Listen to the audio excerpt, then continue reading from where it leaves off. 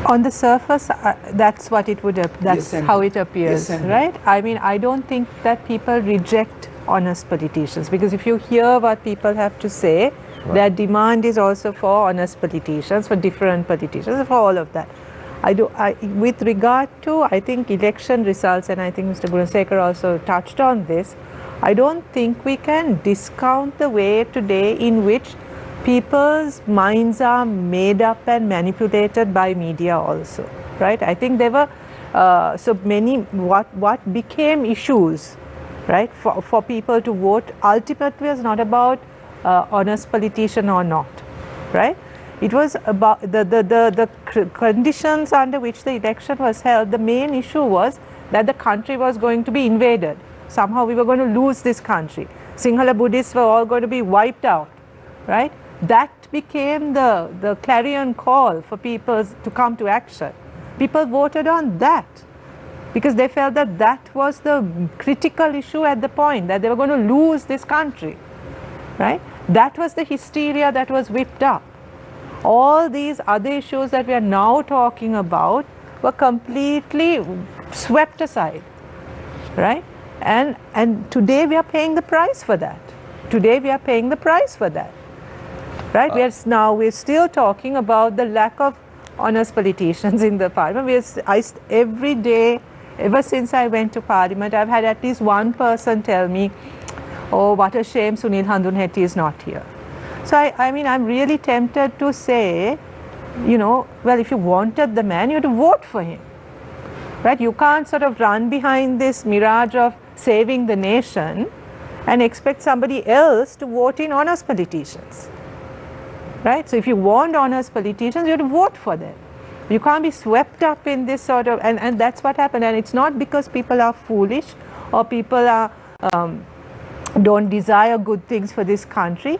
They were manipulated into this position by a very devious and a very toxic election campaign. So Harini, this is the first time that you are in Parliament. Yes. When you look at ministers who have taken top jobs in the government right now, not only the government, however, also in the Yahapalne government, most of these individuals had very humble beginnings. Very, very humble beginnings. But today, they're amongst the richest in the country. And people are turning a blind eye towards this as well, isn't it? I mean, I think for many, I think this is what happens when institutions are weakened, when democratic institutions, when electoral institutions are weakened in this way. You know, people take the short view of things, right? And I think there's there's sort of an understanding now that politics is about it's personal, it's business, it's just another kind of, you know, career, another job. It's nothing about politics, it's not about a vision, it's not about ideology. I mean, we've talked about this in Parliament, the quality of debates, right? We're not debating on issues, we are insulting each other, right? And it's become a performance. It's become... No, see, when it comes to even your party, Harini, with a lot of respect to your party, however, you know, even your leader, Anurukumar Dissanayake, has been pointed the finger at for amassing wealth. I would love for somebody to actually present evidence on this and get Anura himself to answer this without making insinuations, actually come up with evidence and present it and accuse him of it. Dr. Amasurya, the JP leader could easily do that himself by making his asset declaration public. He has, I think we have talked about this, right? I think what was legally required of him has been done. Whether he's also then responsible to make his asset declaration to one organization. That also again becomes a public integrity. It's about a commitment to integrity, right? Because at the end of the day, integrity is in the. So is the Jatika Jana Balawege's position then that the legal requirement regarding asset declarations, as it now stands, is sufficient?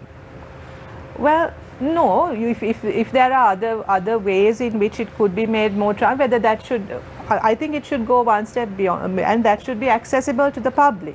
Yeah. Right? I think those assets should be made accessible to So the the public. JJB members can unilaterally take that decision to make this. I'm not saying, I mean, already even from the previous parliament, Yeah. including Mr. Vikramaratne, there's only 10 Yeah. MPs who actually made it public across party lines, from the SLPP, SLFP as well, including General Secretary Mr. Dayasiri Jayasekara later, and Ranjan Ramanayaka incidentally.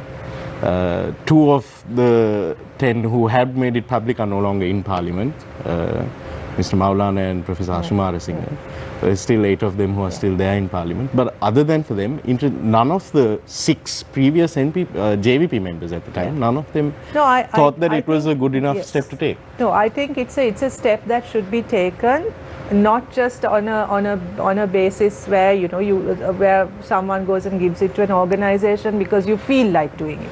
It should be required by the law. You can publish it on the NPP website.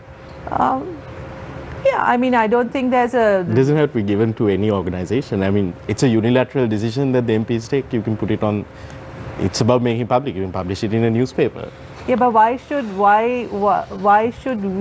JJ be the only party who's doing that? So because the JJB is the party that is saying that we are the honest party. We are this thing. So you're sort of showing it in practice. Why not do it? You're practicing what is being preached. No, I think our practice is in our actions. Can you, if you come up with any evidence to show that any of our members have been anything less than honest in their dealings, then I think yes. So, Iran, just to get back into the political victimization report that came out recently. So there are several individuals based on the Commission of Inquiry report that have violated the Sri Lankan constitution. Among them are Mangala Samarveera, Partli Champika Ranawaka, Rauf Hakeem, Sarath Fonseca, R. Sambandhan, M.A. Sumandiran, Andrew Kumara Disanayaka, J.C. Valyamuna, Malik Samaravikrama, Dr. Jayampati Vikramaratne, and former Prime Minister Ranil Wickremesinghe, Secretary Saman Ekanayaka. And they are saying that 97 complaints were investigated, and individuals in many of these cases be granted relief. And those individuals are Udayagam Mampila, Yoshitha Rajapaksa, Nalaka Godaheva, Sivaneswari Chandrakanthan alias Pilian, Rohita Bogulagama, Udayanga Virutunga, Vasanta Karanagoda, and Jagat Vijayveera. Does this come as a surprise to you, or were you all expecting this? Not the specifics, but generally speaking, it doesn't come to me as a surprise. Presidential commissions, right? I think the public can make up their mind, right? They're basically delivered judgments, as Dr. Harini said, on cases that are already in court, and then they have delivered and examined on cases which the court has previously decided, right? Because you mentioned, I think, Udaya Gamanpila's name as well, right? Cases that are decided. And then, of course, on issues that are not yet decided, but they were trying to make a case so that it could be decided in the future. So all these categories are there. Now, if our judicial system worked efficiently, and if our investigative system worked efficiently, right, then of course there would be no need for the presidential commissions actually. The presidential commissions are really not adding anything. Now, if you take some of those cases, you take the Pillayan case, for example, right?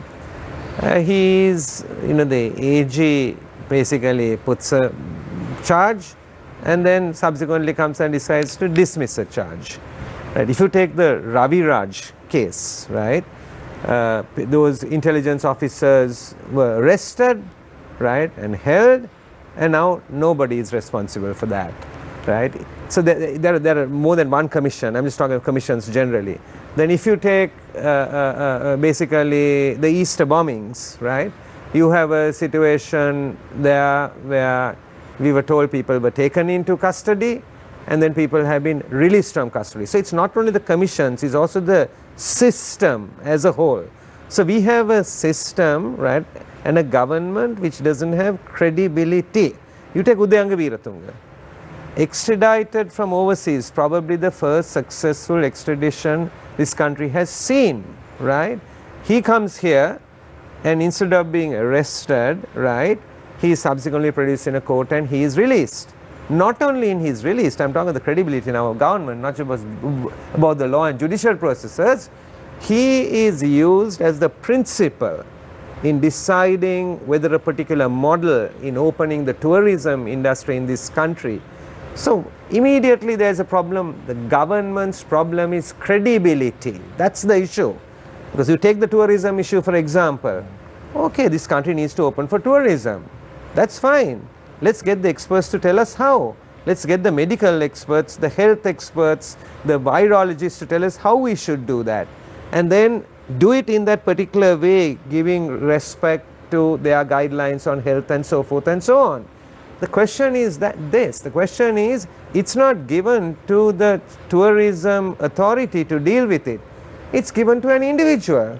And that Even individual, if the idea is coming from a devil, and if the idea is good, why not accept it? are you referring to the devil or the devil's relatives? Because Udayanga Veeratunga is related to the governing family in this country. I mean, look at what are we talking about? This is a credibility issue. It's a credibility issue, right? So there is no credibility in what this government is doing, right? Then you were talking a little earlier about the sugar transaction, right? And then people say, oh, there is no fraud in it. But let me explain that very, very briefly to you. From 2017 to 2020, you have a special commodity levy. It's 50 rupees per kilo. Then this government comes in, makes a big song and a dance about we must protect our national industries. We must create more national value addition, manufacturing and so forth. So what do? They take the special commodity levy, right, which was 35 rupees in May 2020, and they increase it to 50 rupees a kilo. Then suddenly on the 13th of October, they bring it from 50 rupees to 25 cents. 25 cents, okay, they bring it down. First thing is loss of revenue to the country. A tax policy must give a country revenue so that it can spend that on the social sectors of the country, education, health, so forth and so on. Otherwise, if you bring the taxes down, it must benefit the consumer by bringing the price level down. It did neither. Then what happens, right? Then businessmen make good use of it. So then the businessmen tell us, no, there's no corruption, prices came down. So we know in India, right, there was a subsidy for sugarcane during this period. It brings the price of sugarcane down. So international companies, right, what do? They source in India, they ship it out. So ships that are going to overseas to Sudan suddenly are turned into the Colombo harbor, and they brought in and they unloaded 25 cents. So somebody can say, well, what's wrong with that? I mean, businessman, we are making money. I'll tell you what's wrong with it. The question to be investigated is, right, who made those decisions? Who are the individuals who made those decisions? It's inside information. Yeah. Who was the inside information passed on? I will draw a parallel to you.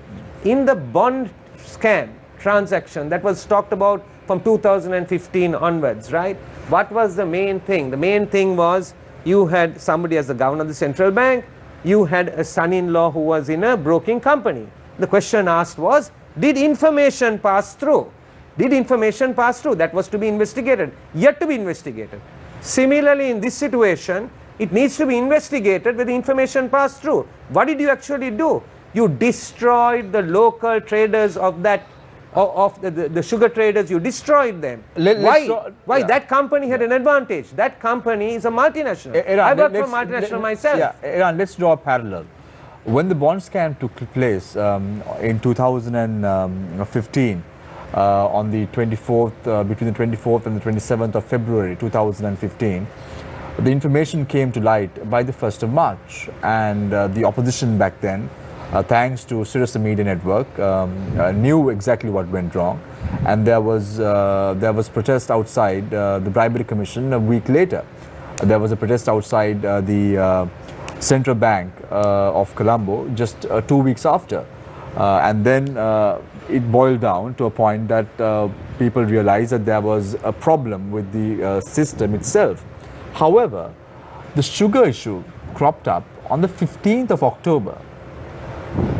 November, December, January, beginning of January, second week of January, only does the opposition is aware of what went wrong on the 15th of October. No, I don't agree with you on that, right? Because I must say that the JVP raised it very early in the debate, right? And then we did our own work to find out exactly what has happened in the sugar transaction, right? And that is why I was just detailing it out. The investigation should be it's really about information, right? It's about information, because when you talk about fraud, you think somebody put some money, your hand in some pocket and took some money out. It's not a transaction like that. It's more complicated. It's basically taking government revenue, not passing it on to consumers, and then basically private parties benefit out of that, right? The question is, how do you actually prove that? Was there inside information? Who made the decision? And how, because you can come to some conclusions because those ships arrived at a particular point in time. So I'm saying it's investigated. Now you are talking about the bond transaction. Everybody talks about the bond transaction. They went around the country saying, these people robbed, stole, this, that. I'm asking, it's 1 year and 3 months since the new president has taken office. Why hasn't he proceeded with it? That was part of his slogan as he went around the country. Why hasn't the investigators completed the investigation? The AG's department filed the cases, and those responsible brought before justice. I must say this, I was in that government, right? And often fingers are pointed at people like us. But I was on COPE in that government. I assisted Mr. Dew Gunasekara, who was chairman of COPE, right? I assisted him, and you can check that with him. Why? It doesn't matter who is corrupt, irrespective of the political party. The rule of law must supersede. I must mention here, Iran, it was you and Harsha who came on Face the Nation and said that the Prime Minister has to be held responsible as a minister in charge. And I give it to you and Harsha, and as a result of that, probably you all were not even given the required positions in the party at that time, unfortunately. However, getting back to the sugar issue, Mr. Gunasekara, what's happening? Quite alarming, isn't it? Earlier on in the government, you had the Yahapalne government going on with the bond scare. Now you have this government, the SLPP, yes, SLFP government, going ahead with the sugar transaction. The issue is, by and large, politicians, maybe from the late 90s, that came to Parliament, most of them was not that honest. That's the whole problem. That's where the issue starts. If you're honest, if you do an honest job of work, most of these things don't happen. But unfortunately, things have changed. But the Minister of Agriculture, Mahindan Aludgamage, clearly articulating in public fora, says, give me the file and I will take the step to bring those to justice. Where is the file? Now, we know there is a fraud that has taken place, but where is the file? I don't want to comment, but then unfortunately, the ECT negotiations, we have seen case after case which have been swept under the carpet, case after case, whether it was the Yahapalne regime or this regime, it's going to be the same. Don't ever think that these people will be brought to justice. No, that will never happen. Never happen. That's mine. Can I just say this? I told you so, I think. It's all I can say. I mean, this has been our slogan. No, but Mr. Gunasekara, he's just articulated before I give an opportunity to Jayamal to pose a question to you, I honestly want to ask you, with your conscience, of course, can President Gotabaya Rajapaksa govern the country? Well, he can if he gets a good set of advisors. Now, he has the parliamentarians and he has the Vietnamese individuals also. One of the Vietnamese ministers recently said about militarizing the country's He needs good advisors. I don't want to comment as to who they are, but he needs good advisors. Any leader, anybody can do a good job if he has good set of advisors. And I feel that he can do a better job. Do you think Maithripala Sirisena had good advisors? I don't think he was listening. That was his problem. Yeah. We have a problem in this country, you know.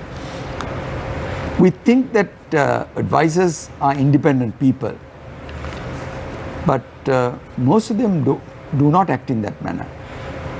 But if that was the case, Mr. Gunasekara, none of the presidents in Sri Lanka have had good advisors, unfortunately. Do you agree? Tell me one president. I don't have to. Tell me one answer. president since 1948. No, that's a fact. Sri Lanka. It's a fact, you know. Yeah. You need a good set of advisors who are the political acumen. Huh? It's very important. What Gotabaya Rajapaksa does not have is political acumen. But you're the very person, Mr. Gunasekara, who just said a couple of, just probably an hour ago, you thought without the political acumen, Gotabaya Rajapaksa can govern the country. No, I said him not being a politician, becoming the president, I felt would be in the it would great interest of the take country. the country in the correct direction. I thought, because having politicians, I mean, see, all politicians when they come in. What happened, Mr. Gunasekara? Well, I feel that I blame all the other parties. Huh? I feel that you have to handle people in a certain manner. But what if I say, isn't this the same thing that happened to same isn't this the same thing or same predicament that befell Maithripala Sirisena as well? That came with the right pledge. Good governance was the slogan. The rhetoric at that time was that. A few months from that point onwards, he seemed to have lost it, and you said so as well. No, the question is this. And now Gotabaya Rajapaksa came with the right rhetoric in terms of having a non-politician to govern the country. A few months from then. No, the question I'm is, not saying so. Wait, you are saying so. If I take the case of Yahapalani, without casting aspersions on anybody, I feel the problem was the Prime Minister. He was the best person. I need to interrupt you there, Mr. Gunasekara. Problem was the Prime Minister Iran. Now, you were in that government. Directly point the finger. Directly point the finger. I let you finish, but directly point the finger at Iran, right? You can finish. No, and then I'll cross over to. No. What I say is, when I say he's directly responsible, he was the experienced person. He was the experienced person. He should have known. No, but the president can't. No, that's not a fair argument. The president can't absolve himself from that. No. I'm not absolving the president from that. Yeah. No, what I say is, he was in a better role. He was in a better position to take the president and go together, walk together. They were not walking together. They were not walking together. I want a response from you, and I want to give Jayamal an opportunity as well. I mean, I said directly pointing the finger at Ranil Wickremesinghe. Now you're in the opposition bench, and you also can directly point the finger at Ranil Wickremesinghe as well. Yeah. What specifically on what? Is there any particular thing or no? So what he's saying is, Ranil Wickremesinghe was also partly responsible. For the collapse of the Yahapalani regime. Yeah, if you are in leadership, right, and if there are successors while you are in leadership, you get the credit for the success. If you are in leadership and there is failure, you are responsible for the failure. So if you look at the period in which we were in government, right, there were some successors during that period, and there were some failures during that period. So if you are looking at anything specific, right, then I might come in, and then responsibility lies with the leaders, and the leaders are essentially in the executive. It's the president and the prime minister mainly, and then of course to some extent cabinet, depending on what that particular thing is. But the leadership issue, I won't just stop at the leadership issue there. If we look at the last 75 years and we compare it with countries even in the region, right, countries similar to us in Asia, if you look at Korea, you look at Singapore, you look at Hong Kong, You look at even Indonesia, right, and countries like this, or Japan, the Asian countries, right, in these 75 years, right, they have gone far ahead of us. And there are lots of ways in which you can measure that. So the question I ask myself often is, right, where did we go wrong? One of the main reasons where we went wrong was our leaders, irrespective of political parties, have not delivered. That's one of the reasons we went wrong. You see, often, the distinction on leadership is, there is a prevailing sometimes sentiment, right? And people listen to the prevailing sentiment and say, my heavens, we need to do that because we have to win the next election. I don't call that leadership, I call that following. Leaders are people who know, right, what is right. It may not be the prevailing sentiment. They need to go and actually change it and say, this is what we think it is about, and therefore get confidence and move it in that direction. So we have had so many situations in which we have missed the bus, and that was on leadership. Even after the end of the conflict in Sri Lanka, right, at the end of the conflict, right, I think that President Mahinda Rajapaksa also had a golden opportunity, right, actually to unite a country. In my view, the number one responsibility of the chief executive of the country, the president, is to unite the people in the country. Number one responsibility. Second, security and defense. The economy will follow. If you get the first two right, the economy is much more easier to handle if you get the first two right.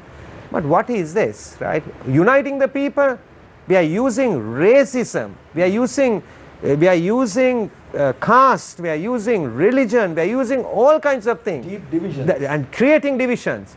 We are not agreed on this single value, that everybody born on this soil must be treated equally. Everybody born on this soil must be treated equally. If we can agree on that, that's the leadership that this country needs. That's very fundamental. We are talking about the economy and things like that. If we can't solve that fundamental issue, if we keep using division and racism to get votes at different ways, we have had insurgencies in this country. Some call it insurgency, some call it terrorism, some call it revolution. We have had it with the Sinhala youth. We've had it with the Tamil youth. What are we doing now with the Muslim community? We are creating another tension. Political leadership is where executives are able to unite all the people. We have different cultures with differences. That is the leadership they need to give. Not just have executive committee meetings on, little details on the economy and things. Others can take care of this. The specialists and the others can take care of it. But the leader of the country, that's what they should focus on. That's the problem. So it's not just an issue of one particular person, but our leaders have failed on that. Java. Mr. Vikramaratne, earlier you spoke about credibility, and when it comes to the international arena, particularly regarding human rights, Sri Lanka has come under a lot of fire in the recent past, and we know UNHRC sessions will commence in late February to March this year, and we are due to come under heavy scrutiny because of several reasons over the past few months, may it be the forced cremation issue or the destruction of certain monuments at Jaffna University and whatnot. And against such a backdrop, the President has recently appointed a Presidential Commission of Inquiry to study preceding committees and commissions and to report on those. Do you think this is being done to either deter a possible severe backlash that Sri Lanka is due to experience, or is there actually hope of change? What is your opinion on this? How can we navigate through these waters of the international community? Yeah, see, navigating through these waters is not easy. When we came into office in 2015, we had a bad situation on our hands. What we did is try to understand, what the concerns. The people in this country, wherever they live, are citizens of this country. We don't have to depend on foreign powers to tell us how we should unite our people. We should take that responsibility ourselves and decide how we are going to unite our people. I'd say some people have real issues, some people have perceived issues, right? So when you have a conflict, right, naturally there were people who lost their loved ones. There are people who lost their properties. There are people who felt that their rights were violated. That's natural, right? And then what do? We set up certain mechanisms to take care of it, right? From some of those mechanisms were to do with reconciliation directly among peoples and groups and mechanisms in place. Some were to do with basically setting up officers to find out about missing persons so that people could have closure on their dead. Some of it was to do with basically reparations, where people made losses and so forth, and going through that process. And then there was the issue of justice, where people claimed, that sometimes that in violation of the law, human rights was violated.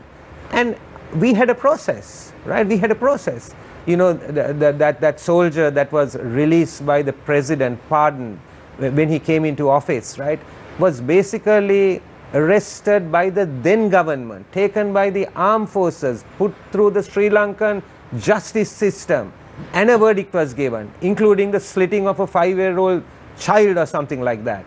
And that's done through the process. It's nothing to do with our government. It was done in the earlier period, right? And then what do you have?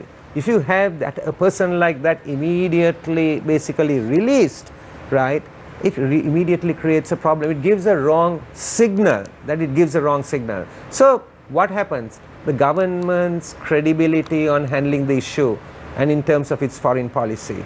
Actually, on this issue, if there is a way that the opposition can come with the government and have a discussion with the government, this is our country. We want to get this right. We don't want the whole world arrayed against us. We don't want that situation because it will affect our markets, it will affect our industries in this country, right? And we are very concerned because ultimately that's the livelihood of people. So there is a real issue here, right? A real issue. But it has to be a genuine dialogue. As Mr. Kesaralal Gunasekara said, right? He said that we need to look at ways and means of helping the government. I think, first of all, I wanted to tell Mr. Gunasekara that that's what the SLFP should be doing. Find ways and means of actually helping the government. But we are open because this is a big, wider national issue, right? A wider national issue. We are open to it. But if the government is deliberately going down that road, then look at the consequences that are going to happen. We must make sure that we engage the international community in a constructive way so that the LTTE or its sympathizers will have no foothold in those countries. But that's the responsibility of the government to do that so that that can be weakened. So Haridi, Dinesh Gunawardena, Minister of Foreign Affairs in the present government said very clearly that they want to withdraw from the UNHRC resolution that was co-sponsored by Sri Lanka. However, we know that the UNHRC chief has now warned of asset freezes and travel bans for Sri Lankans, and the Foreign Secretary, Admiral Jainath Kulamage, is in the process of giving written submissions to the UN in return. So what is happening? In the eyes of the public, it seems all well and good. But in the eyes of the international community, they play a different card, isn't it? Yeah, no, absolutely. So, no, even in the eyes of the public here, I think it's beginning to fall apart now. Okay. Not only in the eyes of the international community, but it's interesting. This is the president who said no human rights violations took place. Absolutely none. That there's no need for any kind of inquiry whatsoever, has now set up his own commission to look into the past commissions, right? Indirectly accepting that there have been violations, which perhaps we should take as a good thing, right? Because at least now we've proceeded from saying nothing happened to at least acknowledging something may have happened, right? Which is maybe has opened up some space in response to your question, this new 3-member commission that he has set up. But I think there's a huge problem of credibility here. Harini, also, because we are just in the last final few minutes to wrap up the show, Namal Rajapaksa, the Minister of Sports, the very young Namal Rajapaksa, the Minister of Sports, very recently addressing the media briefing said that stern decisions will be taken after the England tour of Sri Lanka. However, we know that a close relative of the young sports minister has now been appointed as the Sri Lanka cricket manager. Is this the stern decision that the sports minister has taken? I mean, what can I say, right? I mean, but since this is the last few minutes, and I think this is a really, really critical issue going forward, I want to return to this. And this is this Committee on Political Victimization and the report that has come out. Yeah. I think that's deadly, right? I think it's a really, really serious situation, because it's a real threat to all our sort of democratic institutions. And we are just about to go into sessions in Geneva. All of this is going to be taken into account. If you remember, this reminds me of what happened in '77 when the then government took away the civic rights of Sirimavo Bandaranaike, right? Similar kind of process. This is targeting the opposition, right, and clearing the path for sort of a kind of a very authoritarian and really undermining the judiciary here, right? Because do not forget that most of these are cases that are being heard. This is extremely serious. So I mean, you know, where we are appointing commission, the whole meaning of presidential commissions is kind of becoming questionable with these kinds of, when these kinds of conclusions and when these kinds of reports are put out, right? I mean, the credibility of the country, our image in the world, and the message that it's sending out to state officials who are going to be paralyzed hereafter, right? If the Attorney General's department is now going to be accused and are now going to be charged with political victimization, how does this country move forward? Mr. Gunasekara, this is very, very serious. What Harin is saying, you know, where are we really heading in terms of judiciary and the rule of law in the country? This is a serious concern for everybody, should be concern for everybody, because we do not know what's in store for us as well. We have to understand that you can appoint commissions, you can do various things, but then finally, if the people rise against all this, it's going to be a disaster.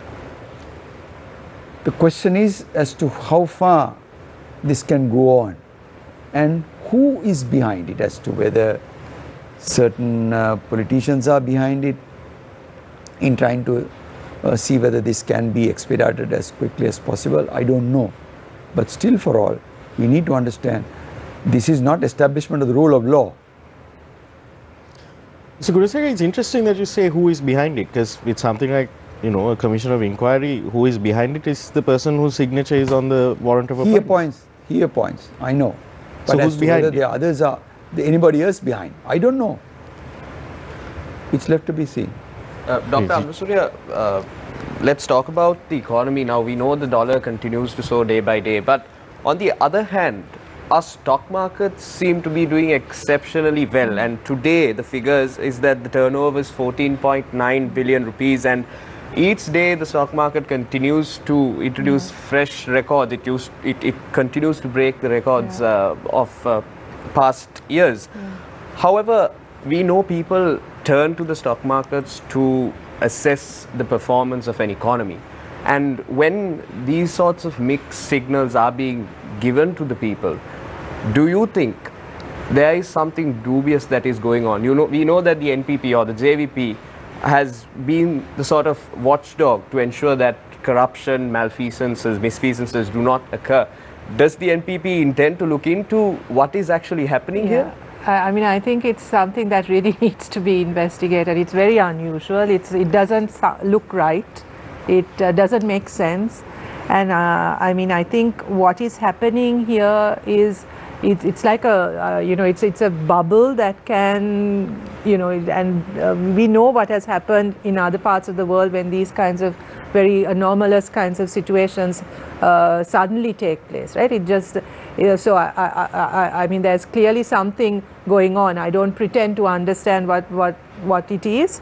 Perhaps Iran may have a better idea, but I think it's something that is definitely requires investigation. But this is the thing. I think if you look at how the economy is functioning now, once again, I think it contradicts what this government stood for. Right? This government came in sort of promise of splendor and prosperity for all, for the majority. But it's looking very much like a government of a plutocracy and an oligarchy now. It's looking after its own, and its own is a very, very small minority, whether it's releasing them from cases, whether it's profiting from certain manipulations of tax laws and stock markets. In whatever way, it's become a government that is looking after its own, whether it's appointments to cricket boards. Every decision that it is taking right now is about protecting its own, and not not its constituency, which sort of gave its overwhelming support to get to where it is today. So it's a real, so forget the people, forget the opposition, forget all of us. This is a government with 2/3 majority. This is a president who was elected on one of the most popular platforms ever, and they're turning their backs on that constituency, and they're doing precisely the opposite of what they have promised, what they promised. So as Mr. Gunasekara says, people are not going to stand for this. People are not going to stand for this, and that is a matter of concern for all of us, because we do not want to see this country go down another path of violence or unrest or disturbance. We simply cannot afford it, right? And it is, to me, mind-bogglingly unacceptable and unimaginable that anyone with any sense of responsibility or any regard for the future of this country can function in this way. I simply cannot understand. Iran, interestingly, 2011-2012, the opposition back then, the UNP, was speaking of a bubble in the stock market. And we as a media network spoke about barbarians active in the stock market as well. Are those players active in the stock market right now? Because we know several names that were spoken of in 2011 are very close to the present regime as well. I don't want to mention names, but it goes without saying. So are they active again in the Colombo stock market to manipulate the numbers and get their stocks up to get a better yield for themselves? Yes, so the stock market is performing in a way which is not supported by the economic fundamentals. When it happens like that, there's always a question mark as to why it's like that. And if you remember the period you referred to, right, there were problems, and then basically subsequently it showed that there was pumping and dumping. And how the pumping and dumping happened is that particular people went into the market, bought particular shares, which I won't name, right, because I can see some of that happening at the moment. Particular shares are being bought, and then what they do is, once the price goes up, right, they basically unloaded it on the EPF, the Employment Provident Fund. Now the EPF is owned by the common working people in this country, right? I am a beneficiary of the EPF myself, right? And for your retirement, you depend on that if you don't have a pension, right? And therefore you wait for the return on that. So what did they do? Then they did that, and they tried to hide it.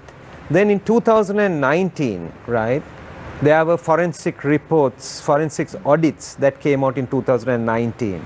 Some were done by the company BDO, and some were done by KPMG.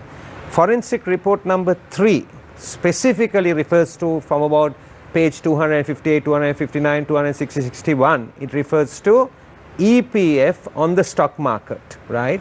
It refers to it, and it refers to in quoted companies and also in unlisted companies how EPF funding is put. Now when that was happening, you said that there were some players then, and with those players are there now. Yes, it specifically says in that report that some of this happened with the knowledge of the then governor of the central bank and the monetary board, or the monetary board. It specifically says in, right, forensic audit report number 3 of KPMG, roughly in the pages that I said. Anybody could go and look at it. Now you have people like that now also in authority and in power, now politicians and others, right, who come into parliament and give us this very flowery speech about how well the economy is doing, how well the stock market is doing.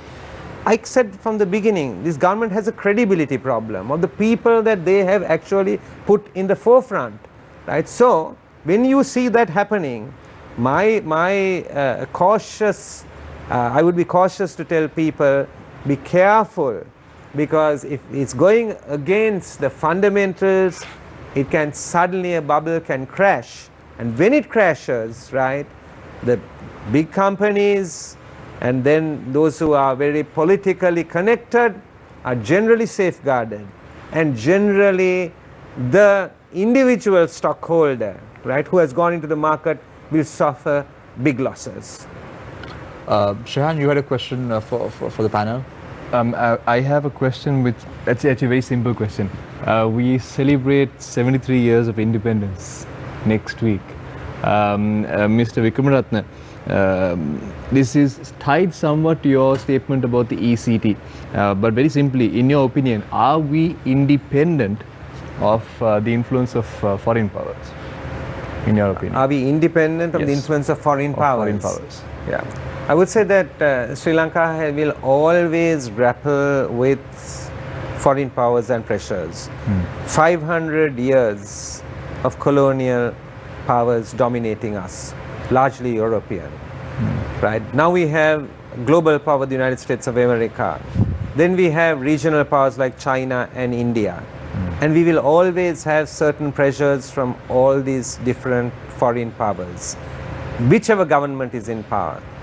This is why I'm saying that our foreign policy must be the same foreign policy, irrespective of whichever government is in power. We must be fiercely independent, because we have had 500 years of foreign domination. Fiercely independent, right? And therefore, I would even argue, because there's a credibility problem on how government is handling foreign policy presently, I would argue that we should think about a legislative process in which Sri Lanka declares itself a neutral state, and we can become the first neutral state in the Indian Ocean. Why not? So that it's not about a single government, it's about our interest as an island. We declare ourselves, and I think we have a legislative responsibility also, not just an executive responsibility, in pushing our country in that direction. Right, gentlemen, and the lady, we have to go in for a short commercial break. When we come back, it's the final round. Each speaker gets 3 minutes to sum up, but not bring in or bring forth new arguments. In the final round, you can rebut the points brought forward by each speaker, but no new arguments will be brought forward. 3 minutes each would be the final round for each speaker. We're going for a short commercial break. Stay connected, stay with Face the Nation. We will be right back.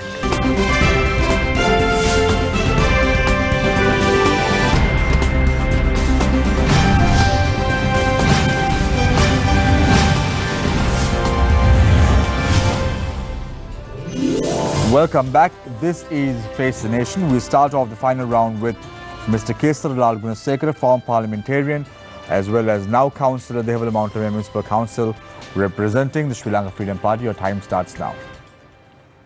Shamil, I was wondering now, I've been in this structure, political structure, for a very, very long time. I've seen parties rising up, I've seen parties losing elections over a long period of time. What is wrong is very simple. 2 or 3 aspects. Number one, you don't have honorable people. The other aspect is, once we come into parliament, our whole operation is fundamentally to ensure that we defeat the ruling party and grab power. And we work towards that. I'm wondering as to whether that itself is an issue. Because I feel with the advent of Gotabaya Rajapaksa as president, I still feel that the parties in the opposition must somehow or other try to get into an agreement with him as to how we should take this country forward. As to whether that is possible, I don't know. But you must try, because if you don't try, you don't know. Because what is happening now is, he's on one side, you're on the other side. So, I mean, it's a battle, that's all. But this country cannot take this battle anymore. We have to come to some arrangement as to whether that is possible try and see, because nobody has worked, nobody has tried this out. See whether you can have a dialogue, see whether you, all parties, that includes the JJP, SJB, TNA, all these parties, and see whether Muslim Congress, everybody, and see whether you can come into some sort of an arrangement. Because what is happening is, fundamentally, you bring one set in, and if you are not happy, next 4 years or 5 years, you'll be struggling against them to get them out, that's all. Who loses at the end of the day? The country loses at the end of the day. So in that backdrop, it is far more better to see whether you can work out a program and see whether you can get into some arrangement, because I feel so many things are now. If you look at the history, during Mrs. Chandrika Bandaranaike's time, when she extended the hand to Prabhakaran, if he had accepted at that time, half these problems wouldn't be there.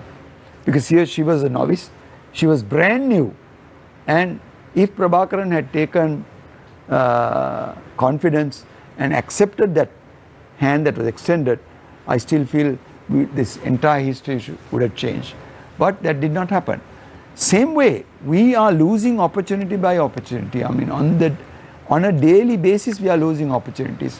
Why don't you try and see whether you can work out? Get everybody into the picture and see whether you can hammer out a program and then work towards that. That's the only way out. Otherwise, we'll have so many issues and problems, and there'll be people supporting those issues and problems. And mind you, with the social media, we are very detrimental, very dangerous, I would say. Thank you very much, Mr. Kesarala Gunasekara. Dr. Harini Amarasuriya, Member of Parliament of the Jatika Janabala Vegya. Thank you. You know, it would be great if we can all work together. But this is a government that came into power with a 2/3 majority and very clearly told the opposition that it doesn't need, that they don't need us to help them to govern. I mean, there have been various occasions where it would have been possible for them, given that they have this majority, to be much more magnanimous in how they dealt with things. We can see how they behave in Parliament, and that magnanimity is completely absent. So I don't think there is before either one of any of the opposition parties can actually sit and work with them, I think they should first try and work with their own constituent parties. And if their constituent parties are feeling uncomfortable in that alliance, you can imagine how much more difficult it would be for an opposition party to work with this current setup. So I think, I think that's a very good approach, but I'm not optimistic about it. My faith lies with the people of this country. I think we are facing a huge crisis. However many doubts I had about this president and this government, I did not expect such a level of crisis so soon. I thought we would be able to kind of manage for a couple of years before sort of things started going pear-shaped. I never expected this rapid level of deterioration. And I think it's really serious. It is very, very serious. We are facing challenges on multiple grounds. I mean, whether it's economic, whether it's the health sector, whether it's international, every level we are facing huge challenges. And I think it's terrifying. It's actually terrifying. So I think the people of this country really have to see things for as they are, see things for what they are, and try not to be swayed by sort of this populist kind of appeals to our various sort of the basest instincts that we have, specifically racism, right? And I think the people of this country will have to rise above all of this and do the right thing, because certainly it seems as if our elected leaders are incapable of doing that. Thank you very much, Dr. Harini Amarasuriya, Member of Parliament of the Jatika Janabala Vegya. Last but not the least, Iran Wickramaratne, Member of Parliament of the Samuk Janabala Vegya. Iran, there is also a question for you, and then you can wrap it up with the answer. You speak about being a neutral country and being independent, making sure that our sovereignty is protected. When the country has been shared out, what is with neutrality? We can't do it anyway, can we? So your time starts now. Yeah. I think the neutrality is what's needed given the many diverse pressures that we are presently speaking, because we have two very large emerging Asian powers, right? And how are we going to position ourselves? We can't become a vassal state of any of these powers. So I think there will be agreement throughout the country that we certainly want to maintain our independence. Just today, I think you have the central bank reserves go down by about 350 million or something. You had a couple of days ago the Sri Lanka development bonds undersubscribed, and again a shortage of about $150 million. So you have a fundamental economics problem which is being driven into crisis. And on the other hand, the government is talking about, oh, we need to change the constitution and trying to start a constitutional process. This is almost becoming like a bit of a joke, because our problems are not our laws. Our problems are our governance, right? Which is our real problem. So what do we have then? What's happening now? Then we have a military. And the military has won the respect of the country for what they are good at, in suppressing terrorism. And that honor and respect goes to them. That's where it belongs. Then you have a private sector. The private sector, right, has a role in the economy, in creating value, in innovation, and all the private sector. And then you have a civil service. A civil service of a country, right? These gentlemen and ladies get the best marks generally at the A levels. They go to the universities, they pass out, they sit civil service exams, they join the civil service, they get 5 years, 10 years, 15 years, 20 years, 30 years experience before they reach the top. Meanwhile, they get other degrees and all that happens. The civil service has a particular culture and a settled process. The military has a particular culture and a particular process. One group can't do the job of the other group. Trying to merge that like that will not work. Sri Lanka is the oldest democracy in Asia, and a democracy is preserved by executive power being separate from legislative power, and that being separate from judicial responsibility. And therefore, we Sri Lankans basically need to understand that what we have got through our democracy, we must defend it. Because we were sold the idea a year ago that if you have strong leadership, all our problems are because of having a democracy, and we were sold this myth, and then we say we put a strong leader in place, and then if we think that replacing the civil service, the civil society and the private sector with the military, it will not work. All are needed, all have their due place. But in a democracy, we must make sure that the judiciary is independent of the executive, and the legislature is independent also of the executive. In Sri Lanka, it has merged in the last year, and therefore we need to take a step back and we need to protect our democracy, because that's in the interest of everybody in this country. Thank you very much, Member of Parliament Iran Wickramaratne from the Samaga Jana Balawegaya. Thank you very much, Mr. Gunasekara, for joining us this evening on the show. Dr. Harini Amarasuriya, as well as Iran Wickramaratne, for joining us on Face the Nation tonight. Thank you very much, Nadeem. Thank you very much, Jayamal, as well as Shehan, for joining us as always on Face the Nation. I leave you tonight with a quote, as I always do. A good governance is not firefighting or crisis management. Good governance instead is opting out for ad hoc solutions, not for ad hoc solutions. The need of the hour is to tackle the root cause of the problems. Take care and good night.